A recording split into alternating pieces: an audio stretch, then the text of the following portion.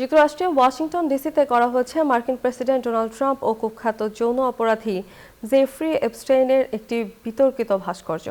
National মলে বসানো এই আর্ট ইনস্টলেশনটি তৈরি করা হয়েছে শিল্পী গোষ্ঠী সিক্রেট হ্যান্ডশেক।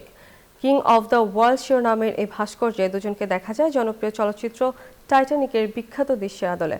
শিল্পীদের এই প্রতিবাদী ভাষা নজর কেড়েছে বহু মানুষের। ওদের স্বপ্ন পূরণে পাশে থাকতে পেরে আমরা গর্বিত। ওয়াশিংটন ডিসির ন্যাশনাল মলে হঠাৎ নজরে আসে নতুন ভাস্কর্য। ভিন্ন চরিত্রে উপস্থাপন করা হয়েছে প্রেসিডেন্ট ডোনাল্ড ট্রাম্প ও কুখ্যাত যৌন অপরাধী জেফ্রি এপস্টেইনকে। কিং অফ দ্য ওয়ার্ল্ড শিরোনামের এই ভাস্কর্যটি তৈরি করেছে অজ্ঞাতনামা শিল্পী গোষ্ঠী সিক্রেট হ্যান্ডশেক।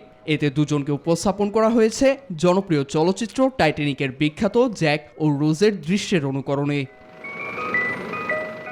ভাস্কর্যের পাশে থাকা ফলকে দুজনের অতীত সামাজিক যোগাযোগ নিয়ে ইঙ্গিতপূর্ণ লেখা রয়েছে।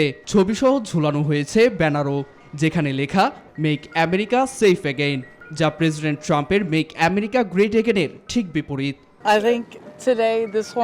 ভাস্কর্যটা বেশ আকর্ষণীয়। টাইটানিকের বিলাসবহুল ভ্রমণের সঙ্গে ট্রাম্প আর এপস্টেইনের সম্পর্ককে তুলনা করে শক্তিশালী প্রতীকী উপস্থাপন করা হয়েছে। অনেকেই কৌতূহল থেকে ঘুরে দেখছেন ভাস্কর্য, তুলছেন ছবিও। এগুলো একদিন ইতিহাসের অংশ হয়ে যাবে। এই ধরনের শিল্পকর্ম মানুষকে ভাবতে সাহায্য করে। শিল্পী গোষ্ঠী সিক্রেট হ্যান্ডশেক জানায়, স্থাপনাটির মধ্য দিয়ে মার্কিন প্রেসিডেন্ট সহ প্রভাব বিস্তারকারীদের ক্ষমতা, বিতর্ক এবং ইতিহাস নিয়ে জনমনে সচেতনতা তৈরি করতেই তাদের এই চেষ্টা। নীরব দাস, নিউজ 24।